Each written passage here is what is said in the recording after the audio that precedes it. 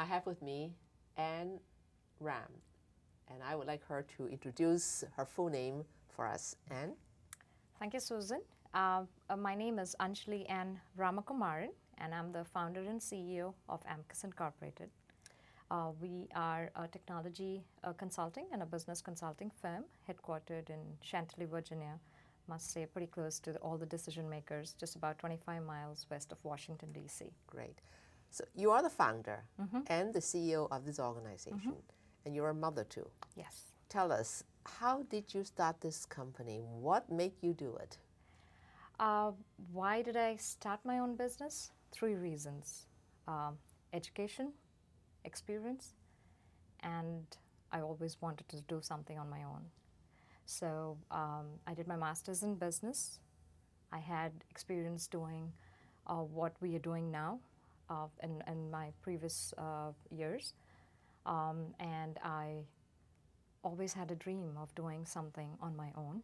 And that's the reason why I decided to go ahead and set up a consulting firm, which is different, which is unique, which would not only focus on technology, but which would focus on business as well as technology. During that time, when I had decided to set up a company on my own, there were not too many companies then, and for that matter even now, which focused on both business consulting as well as technology consulting. There were clients, there were customers who were looking for small businesses who would focus on both.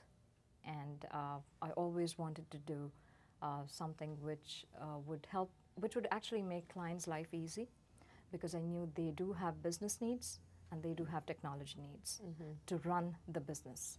So that's when I decided to set up something which is unique, which is something different. Here we are, 8 years plus in business, growing at a rate of 40% year on year. How did you get your first customer? This particular customer of ours, which is a healthcare client, had plans to bring in small businesses and women-owned businesses for their ERP, PeopleSoft implementation. And that's something, I felt that was, I could see an opportunity right there, because I had actually helped my previous employers I did help them with the ERP implementations for other clients. So I just got in touch with this healthcare client. I knew that they did have inclusion plans, reached out to them and told them how we could help them. They were not willing to go ahead and outsource the entire PeopleSoft piece. They said, why not we start with the PeopleSoft HRMS side first, and then if we do a good job, they were willing to go ahead and outsource the PeopleSoft financials piece. So I was happy. We got a chance to prove who we are. We could actually help the client attain and achieve what they wanted. And we were successful in implementing PeopleSoft HRMS at this healthcare client, which is a local client.